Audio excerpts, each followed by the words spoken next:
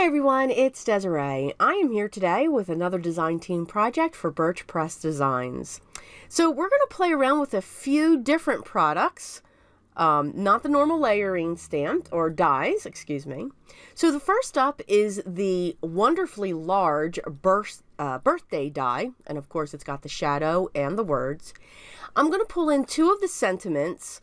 The one's called Just Because, and the other one is called Best Friend. And then here's something new, a stencil. Two circles. Now what's great with this stencil, there is an embossed line in this that'll help you line up if you want to turn it and move it and all that fun stuff. So let's get started. So I'm going to create kind of my own sentiment that's going to surround the birthday. So from one of my sentiment sets, I'm going to use the word sending. From the other sentiment set, I'm going to use wishes to you. So my total sentiment is going to say sending birthday wishes to you. I know, creative, I know. But just remember, that's what we can do with items that are in our stash. Let's look at what we can combine to create our phrase. I used my white pigment ink, and I'm going to use my white embossing powder by Recollections. I'm going to use my microfiber cloth once I've heat set that with my heat tool to wipe away the excess powder from my anti-static tool. I'm going to pull out my 9-inch Fiskars paper trimmer because it has that metal wire and it helps to make me cut straight. It's me.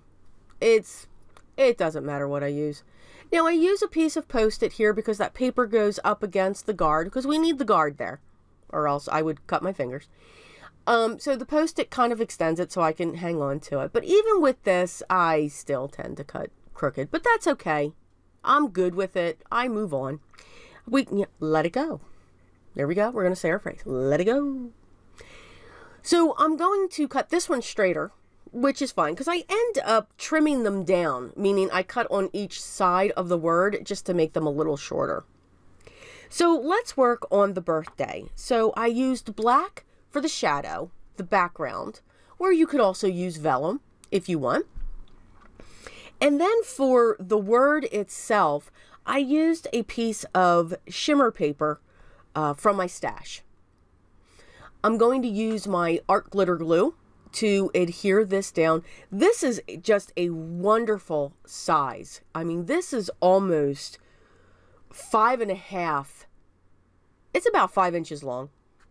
Let's just say that. Let's see. Wait a minute. I'm measuring. Yes, that is literally 5 inches. So it is perfect for a nice bold sentiment for a landscape card. Now, usually all of my card bases are standard A2 size, which is 4 1/4 by 5.5, and they 9 out of 10 are top folding, except in this case, it's going to be a landscape. It will be a side folding, but still, just take the top folding and turn it to the left once.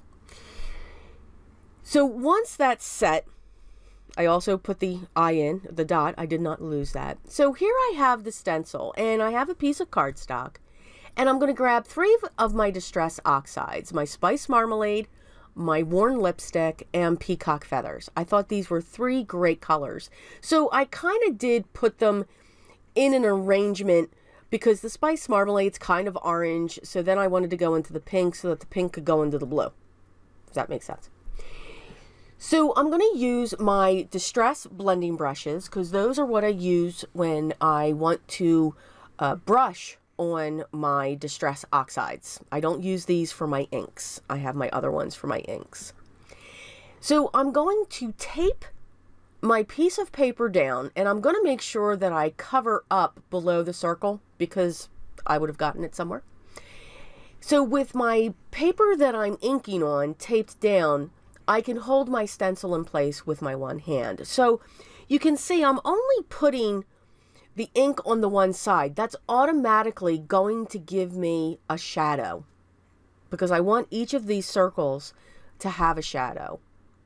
So now I'm going to set the middle circle. So I want these 3 circles to go around along the top of my card.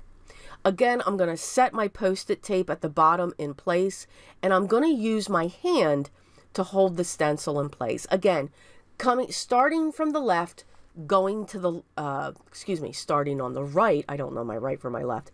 Starting from the right side and dragging the ink to the left-hand side. So I am going over the spice marmalade just a little bit because, again, I do want the formation of that circle there. So now I'm just going to move my purple tape a little bit, only because, and I got some ink. See, I told you I'd get some ink somewhere. I'm going to use my sand eraser to see if I can get rid of it. I couldn't get rid of all of it. I'm good.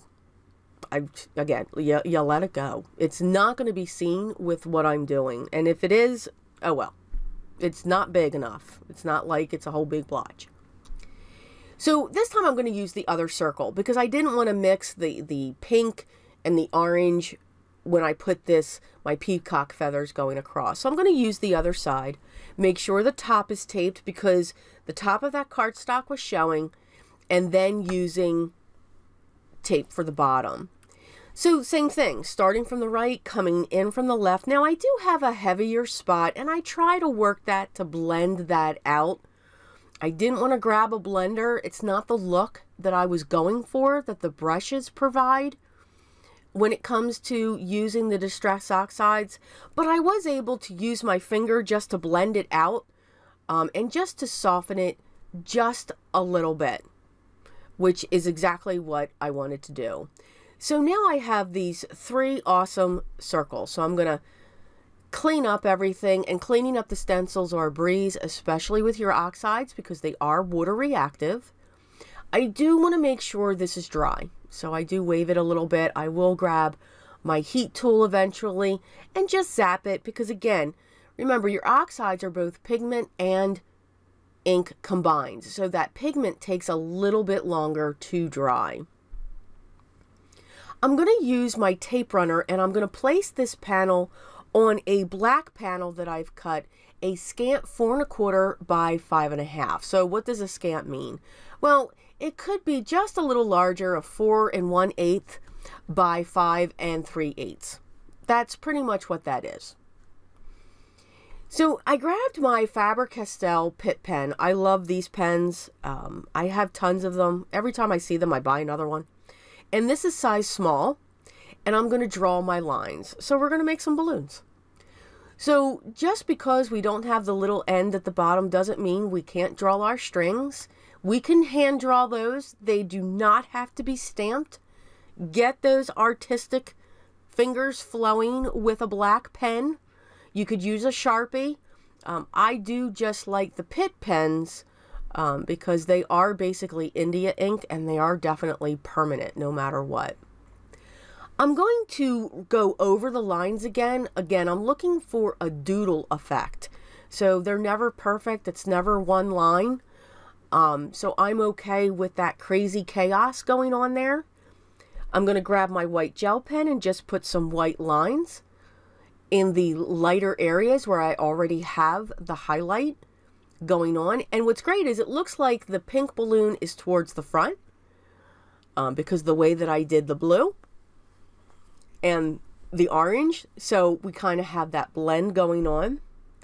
I'm going to prop the birthday part of my sentiment up using some double-sided foam, so I'm going to cut lots of pieces here. Don't need to bore you with that. And then I'm going to set that in place. So I'm going to make sure that's centered on the card.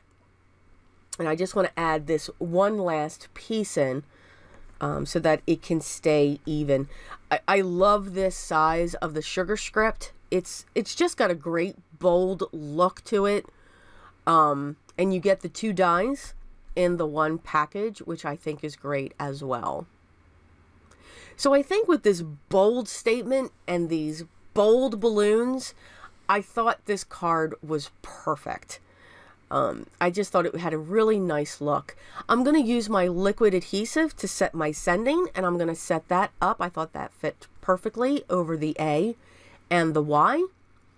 And then I'm going to grab my wishes to you, add my liquid adhesive again, and put that right next to the Y, but on the bottom.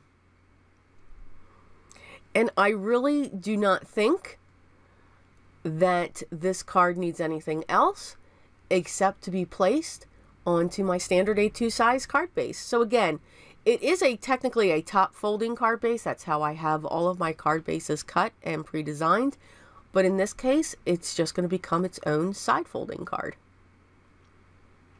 So as always, here are the close-ups of the cards that we made today. I do hope you enjoy this design team project for Birch Press Design. If you did, make sure you hit that thumbs up.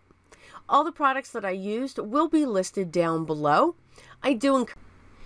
Along with the link to check out the Birch Press Design blog to see all of the wonderful creations there from the other designers. I do hope you'll take the time to check it out. If you have any questions or comments, please leave those down below, and I'll make sure that I get back to you as soon as I can. I hope everyone's having a great day, and I do appreciate you taking the time to watch. But here are some other videos I thought you might like, and don't forget to subscribe. You don't want to miss what's coming in 2019. Take care, everyone, and always remember, be creative.